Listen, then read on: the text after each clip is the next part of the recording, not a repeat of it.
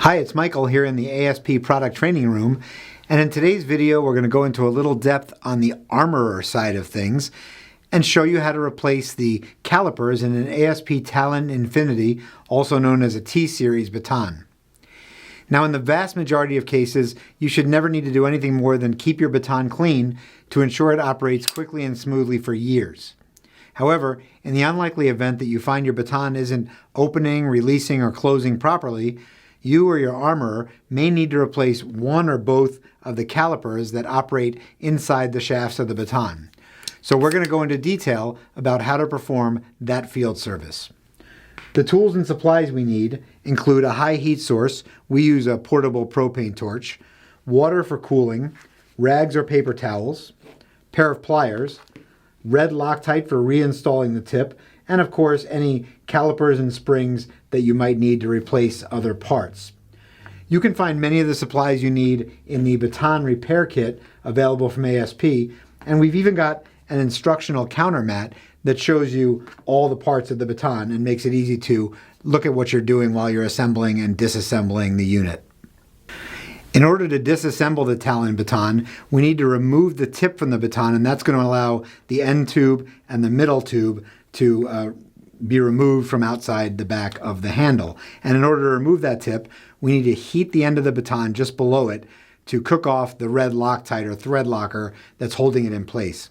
So quickly demonstrating without the torch on, it's a little bit noisy, I'm going to hold the baton, the end of the baton, in the flame just below the tip and rotate it for 10 or 15 seconds and then remove it. And what I'm looking for is a little bit of white smoke. That's my indication that the thread locker is cooking off and I'll be able to release the threads. If I don't see the smoke, I put it back in, heat it a little longer, and after a few seconds, check again. So looking at that in real time, I'm heating the end of the baton just below the tip. Again, 10 or 15 seconds, it's usually pretty quick.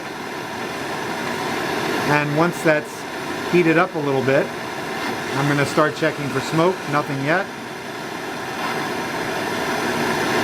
And I'm turning it, again, constantly turning it on over the flame. And we got to be getting close. There's white smoke right there. So we're going to set this torch aside, and while it's still hot, we're going to take our pliers and crack those first couple of threads to make sure it starts. You can still see a little smoke of it cooking off there. Once I've done that, I'm going to cool it off. These do take a while to cool off, so be careful. They retain a lot of heat from that torch. Just to keep the pace of the video going, I'm going to cool it off pretty quickly, but I'm going to make sure that I use some paper towels or a rag since it's still pretty warm. And then I can very easily spin off that tip and set it aside for reinstallation later. So there we go with that. Now I'm going to collapse the baton and spin off the cap, which is where the button or the push cap are located. When I pull on that, the middle tube with the end tube inside it is going to come out of the handle, which I'm going to set aside. And now you will see this silver area here, and that is the caliper. So what it looks like outside the baton that we talked about that we're going to be looking at today. And that caliper has two springs under it, which are pushing it up against the wall of the baton. And there's another smaller one inside there, like a nesting doll, on the end tube. So to remove that caliper, we're going to carefully pull out the cap, which attached to it has the release rod. That release rod is what's holding the caliper and springs in place. So put your thumb over the caliper and hold it flush while you remove the release rod all the way. Once we have our release rod out, we can ease up the pressure on that caliper. Again, don't let it fly out. And you can remove the caliper, which will sometimes come out with both the springs still installed, as you see here. Sometimes a spring may hang back inside the tube. Just shake it out. You're going to want one caliper and two springs accounted for. And of course, check those parts to see if anything needs replacing, and hopefully you have your spare parts on hand. To access the next rod, the end tube, the caliper inside there, which is the smaller caliper, we need to remove this middle tube guide. That's this collar on the end of the middle tube.